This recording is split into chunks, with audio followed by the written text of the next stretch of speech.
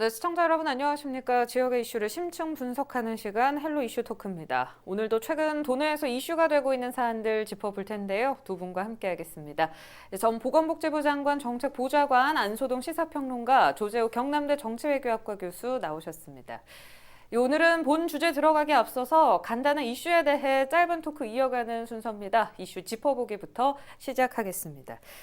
허성무 창원시장이 강력 추진하겠다고 밝혔던 창원시 특례시 지정권이 20대 국회에서는 좌초될 거다 이런 내용이 보도된 바 있습니다. 네. 하지만 일각에선 아직 희망은 있다 이렇게 네. 이야기하고 있는데요. 네. 양측 입장 그리고 안평론가 의견도 좀 들어볼 수 있을까요? 뭐 양측의 의견은 뭐 저는 다 맞는 얘기고요. 그다음에 이게 이제 허성무 시장의 뭐 어떤 그 의지도 중요하지만은 원래 이게 대통령이 또 공약 사항입니다. 그래서 지금 얼마 전에 우리 방송에서 상당히 어려울 것이다 이런 보도를 했죠. 근데 하나 저 변수가 생긴 게 20대 국회 마지막 국회가 이제 그 여야 간에 합의가 돼서 소집이 됐지 않습니까? 그런 가운데 청와대 강기정 정무수석이 미래통합당 주호영 원내대표 그 당선 축하 인사를 겸하는 자리에서 대통령의 뜻을 전달했습니다. 대통령이 특례시 법안을 좀 통과시켜 주기를 요청하는 강력한 요청을 했는데 아마 이 여야 간의 원내대표들도 이게 합의가 된 걸로 이렇게 보입니다. 근데 이게 이제 정식적으로 이게 만약에 이제 이게 가동이 된다면은 행정안전위원회 법안 소위, 그다음에 전체 회의, 그다음에 법사위원회, 본회의 표결 이 네 단계를 거치게 돼 있는데 지금 문제는 지금까지는 행정안전위원회 법안심사소위원회에서 이게 계류가 1년 넘게 계류가 됐죠. 근데 이게 만약에 정상적으로 가동이 돼서 소위원회에서 만약에 이제 이견이 없다면은 올라가는 과정을 이제 밟게 되는데 저는 뭐 이것은 물론 뭐 지금 현재 여당이 다수당이고 해서 또 일부 야당의 4개 시도 의원들은 당연히 찬성을 하는데 그런데 그분들도 이 법안이 각각 개별적인 법안을 발의해 놓은 게 있습니다. 그다음에 이제 50만 도시라든지 70만 도시의 지역구 국회의원들은 100만만 자기 도시들만 특례만 가져갈 수 있나 이렇게 좀 반발할 소지가 있고 또 군 지역 같은 경우에는 지금 굉장히 군 지역이 그 소밀 지역이고 취약 지역이지 않습니까? 이런 지역에 특례가 더 필요하다 이런 주장을 하고 있고 군 지역 특례 법안이 발의된 상태이기 때문에 개별적으로 당에서 같은 의견을 하더라도 이것은 지역구 개개인의 국회의원의 그 어떤 이해관계가 맞물려 있기 때문에 저는 이게 그렇게 쉽지는 않은 것으로 보고요. 그다음에 통상적으로 이런 첨예한 법안들은 국회 마지막에 처리를 안 하고 어차피 곧 5월 30일로 국회가 재개원하지 않습니까? 개원하면은 새로운 국회의원들한테 넘기는 게 이게 관례인데 이런 관리가 좀 깨어질지 좀 지켜봐야 되겠고 저는 뭐 이게 단정하기 좀 어렵다. 좀 이렇게 판단을 합니다. 네, 알겠습니다. 그럼 조 교수께서는 20대 국회에서 통과 가능성이 있다고 보시는지요? 그 19일 행안위에 통과가 된다면 20일 날 바로 본회의 상정이 되거든요. 그때 이제 가부 결정이 나는데 저는 이제 그 상임위에서 통과만 된다면 아마 그 특례시 지정이 될 가능성이 높지 않나 이렇게 보고 있습니다.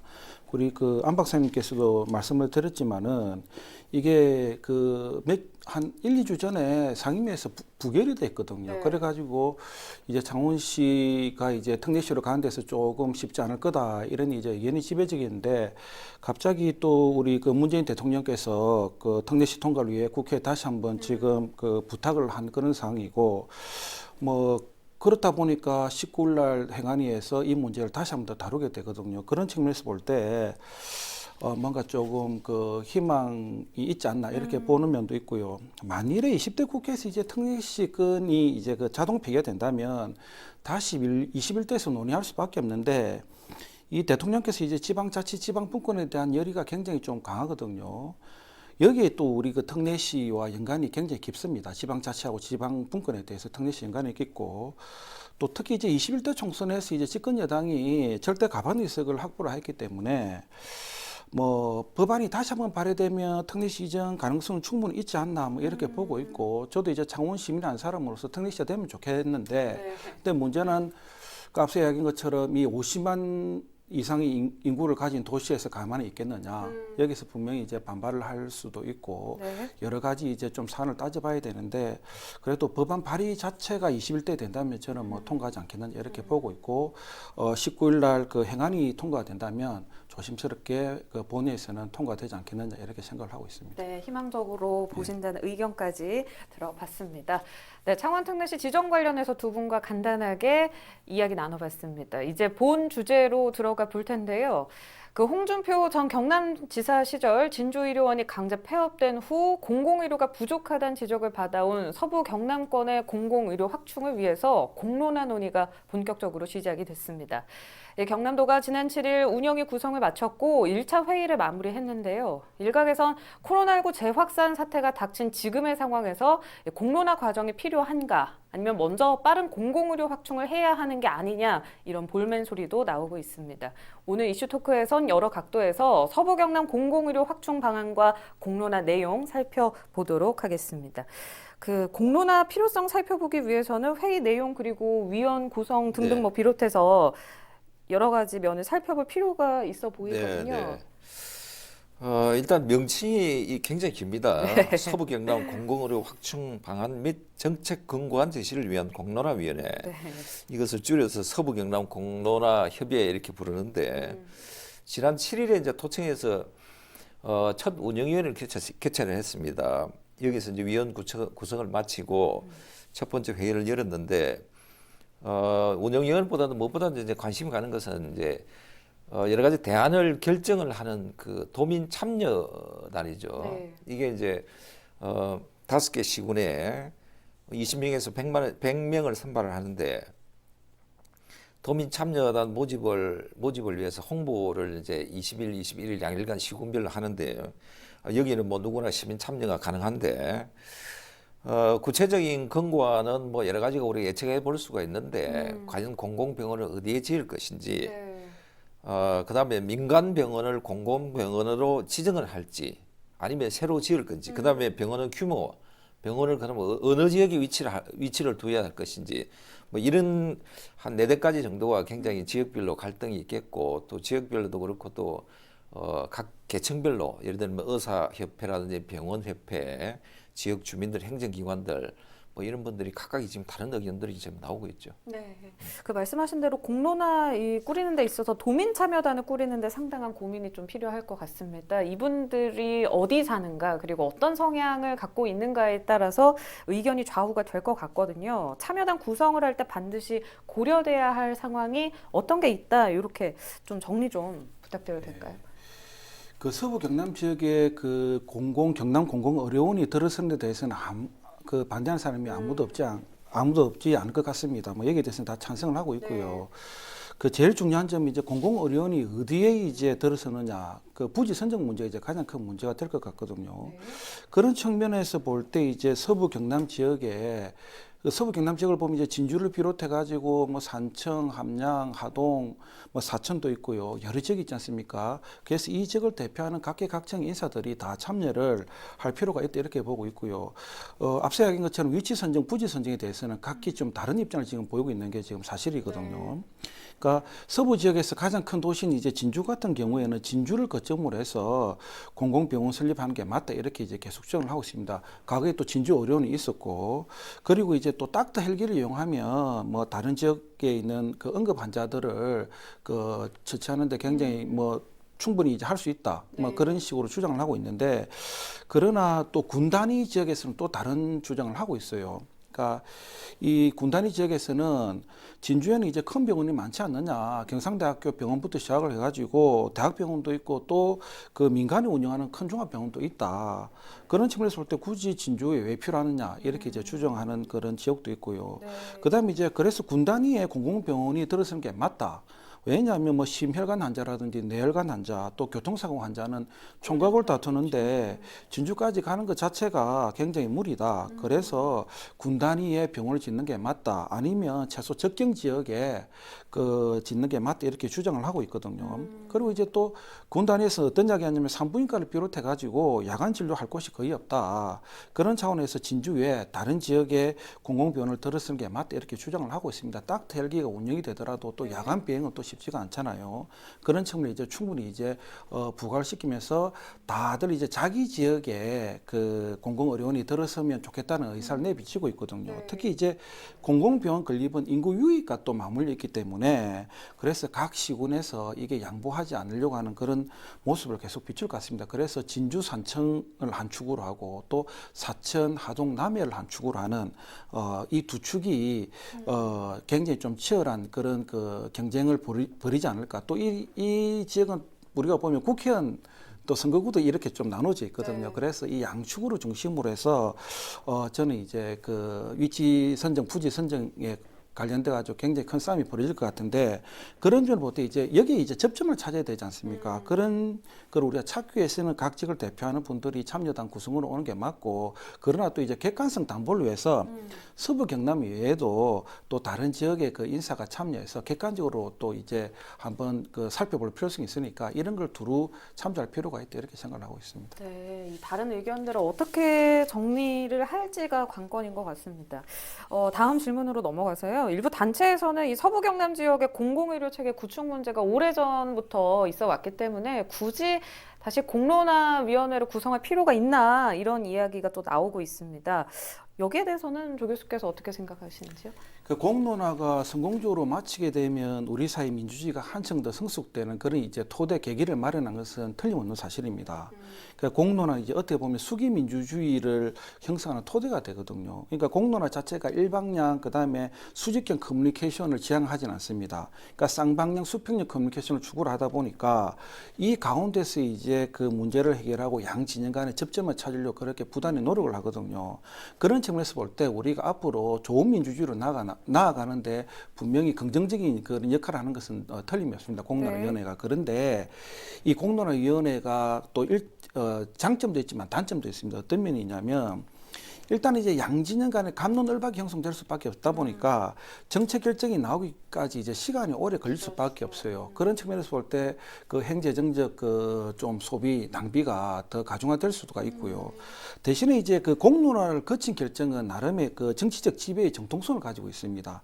뭐 다시 말해서 사후에 부작용이 좀 덜 할 수밖에 없고요. 무엇보다도 특히 이제 서부 공공의료원은 앞으로 그 어떤 정치적 영향에도 흔들리지 않거든요. 이 공론화위원회 과정을 거치게 된다면. 그래서 솔직히 이제 뭐 다시 이제 뭐 협의냐 뭐 이런 논의 자체가 아예 없어지기 때문에 그런 측면에서 이제 그 공론화가 필요하다 이렇게 보시면 될 것 같고요.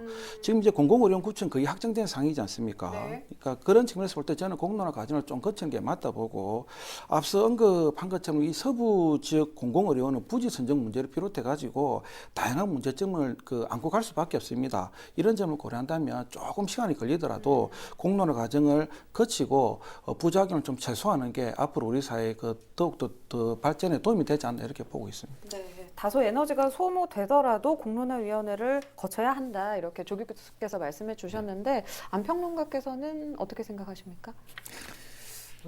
이 그 공론화는 이제 제일 중요한 게 투명성, 공정성, 그다음 참여. 그래서 이제 우리가 그 뭐 사회적으로 여러 가지 이제 이견이나 갈등이 있는 것을 수기 과정을 통해서 이제 주민들이 의견을 한 곳으로 이제 모으는 것이고, 그다음에 뭐 정치적으로 행정적으로도 이제 다른 대안이 나왔을 때도 그걸 이제 보완하고 커버할 수 있는 이런 게 이제 우리 공론화의 역할인데, 저는 뭐 시간이 조금 걸리더라도 이 공론화 과정은 반드시 거쳐야 되고, 또 그렇다고 이제 시간이 이게 너무 길어지면은 네. 또 여러 가지 잡음들이 나올 수 있기 때문에 지금 뭐 7월경에는 우리 공론화의 결론을 내서 도지사에게 아마 권고안을 제출하는 것으로 알고 있습니다. 네. 이게 이제 5월부터 시작을 했으니까 한 2, 3개월이면은 저는 뭐 적정한 시간이 아닌가. 그 과정에 좀 도민들이 좀 뜻을 모으는데 좀 참여를 하고 바른 길로 가도록 좀 여러 가지 노력을 해야 될 것 같습니다. 알겠습니다. 공론화 과정을 거쳐야 한데 있어서는 두 분이 같은 의견인 것 같습니다. 저희가 이슈 토크에서 지난번 서부 경남 지역 공공의료 주제로 이야기를 다뤘을 때요. 네, 네. 안평론가께서 이 공공의료 체계와 시설 확충은 다른 문제다 네. 이렇게 말씀을 네, 해주셨습니다. 이게 병원을 짓는 것과 또 체계를 갖추는 게 차이가 있다 이런 말인 네. 것 같은데 조금 더 구체적으로 설명을 좀 해주실까요? 먼저 우리가 법을 보면은요, 공공의료법에 보면은 공공의료의 정의에 이렇게 나와 있습니다. 공공의료는 국민의 보편적인 의료 이용을 보장하고 건강 보호 정진하는 모든 활동을 우리 공공의료로 하는데, 그래서 공공의료는 이 역할을 이제 활동을 두 가지로 나눠볼 수 있습니다. 하나는 이제 기관 이렇게 볼 수, 하나는 역할을 두 개를 볼 수 있는데, 기관은 이제 우리 공공의료 시설 병원을 갖추는 것을 말하죠. 그다음에 역할은 우리나라는 이제 그 민간 병원이라 하더라도 우리가 이제 그 국가에서 건강보험을 지금 시행을 하고 있지 않습니까? 그럼 민간 병원이라 하더라도 의료보험이 적용되기 때문에 우리나라는 민간에도 공공성이 적용되는 이런 아주 좀 절충형적인 이런 그 의료 전달 체계를 가지고 있는데, 공공병원을 짓는다는 것은 뭐 한마디로 이제 그 시설을 확충을 하는 것인데, 예를 들면 서부 지역에 이제 민간 병원을 민간 병원에 이제 공공성을 부여를 해서 공공병원의 어떤 전달 체계를 갖출 것인지, 아니면은 새로운 신설된 공공의료병원을 지을 것인지, 이제 이런 것을 우리가 굉장히 이제 혼란이 오는데 이것을 결정을 해야 됩니다. 그래서 공공의료는 지역이나 계층이나 연령이나 분야에 차등과 차별이 없어야 된다는 게 이게 이제 법의 정의거든요. 그래서 이번에 우리 경상남도에서도 공공의료 방향은 좀 이런 법의 정의에 충실하게 따라가야 된다. 저는 그렇게 판단합니다. 알겠습니다. 안평론가께서 지금 의료시설을 새로 짓는 것 그리고 확충하는 것에 대해서 이야기를 해주셨는데요. 조 교수께서는 그럼 진주를 포함해서 이 서부 경남 지역에 두 가지 중에서 어떤 걸 하는 게 좀 더 효과적으로 작용을 할 거로 생각하십니까? 뭐 어떤 게 더 효과적이다 이렇게 말하기는 좀 쉽지 않고요. 아까 박사님께서 이야기한 것처럼 별개의 문제라고 보시면 되고, 그래서 그 새로운 공공의료원을 구축하는 거하고 그다음에 공공의료시설을 확충하는 것, 기존의 공공의료시설을 확충하는 것은 별개의 문제고 다 함께 진행을 해야 된다. 저도 이렇게 생각을 하고 있습니다. 특히 이제 진주를 제외하고 서부 경남 지역에서는 공공의료뿐만 아니라 민간의료가 까지도 이제 부족한 현실이거든요. 네. 예. 그래서 이제 서부 지역에 이제 과거 진주의료원과 같은 공공의료원을 새로 짓더라도 서부 경남의 군 단위 지역에는 특히 의료 문제를 해결하기 위해서 무엇보다도 이제 응급 문제를 해결하기 위해서는 지금 기존에 갖고 있던 공공의료 시설을 계속 확충해야 되고 또 시스템을 또 더 뭐 제대로 정비할 필요성이 있다 이렇게 지금 보고 있거든요. 실제 이제 경증환자는 그렇게 큰 문제가 되지 않지 않습니까? 어느 병원에 가도 뭐 관계가 없는데 문제는 이제 중증 응급 환자거든요. 그러니까 군 단위 지역은 연령층이 다 높잖아요. 그 지역민들이 할아버지 할머니들이 많이 살고 계시고, 그래서 자칫 이제 병이 생기면 응급 환자, 위급 환자가 발생할 가능성이 꽤 높은 곳입니다. 그런데 이 응급의료 체계가 구축되지 않으면 아무 손 한 번 못 써보고 도시에 있는 병원으로 바로 갈 수밖에 없고 그 속에서 자칫 또 안타까운 목숨을 잃을 수도 있지 않습니까? 네. 그럼 얼마나 안타깝습니까? 그러니까 응급의료센터가 전국에는 다 있는데 지역별 편중이 굉장히 좀 이것도 심한 것도 현실이거든요. 그런데 특히 이제 군 이하 지역에서 소재한 응급의료기관은 진짜로 일부분에 이제 불과한 그런 실정입니다. 그래서 이를 보완하기 위해서는 현실적인 방법으로 이제 기존의 공공의료 시설을 계속해서 확충해야 되고, 또 특히 또 군 지역에 의료진들이 잘 안 오려고 해요. 좀 현실에 맞는 월급 체계도 좀 구축하고, 무엇보다도 그래서 의료진 간호사분들이라든지 의사 선생님들이 올 수 있게끔 그러한 이제 인프라 구축을 잘할 필요가 있다고 보고요. 그래서 서부 지역의 공공의료원 구축과 별개로 저는 이제 군 단위 지역의 응급의료 인프라 구축을 위해서라도 기존의 공공의료시설 확충이 시급히 좀 진행돼야 된다 이렇게 보고 있습니다. 네, 알겠습니다. 이 의료시설을 새로 짓는 거, 확충하는 거 이런 이야기를 논의하기 이전에 열악한 군 이하, 그러니까 그쪽 지역에 의료시설이 어떻게 좀 체계적으로 구축이 돼야 될지 이런 것도 전반적으로 검토를 할 수 있는 자리가 좀 됐으면 싶은 바람이 듭니다. 네, 오늘 두 분과 이야기는 여기까지 나누도록 하겠습니다. 네, 오늘은 안소동 시사평론가 그리고 조재욱 경남대 정치외교학과 교수와 함께 창원 특례시 불발과 서부 경남 공공의료 확충에 대한 이야기를 전반적으로 나눠봤습니다. 5월 30일, 20일 국회 개원을 앞두고 있죠. 지역에서는 다양한 분야의 정책적 요구가 쏟아지고 있습니다. 국회의원 당선인들의 역할이 중요한 시점인데 아무쪼록 해묵은 현안들이 잘 해결되길 진심으로 기대해 보겠습니다. 오늘 이슈 토크 여기서 마무리하겠습니다. 유튜브 채널 헬로 경남 통해서 다시 보실 수 있습니다. 시청해주신 여러분 고맙습니다.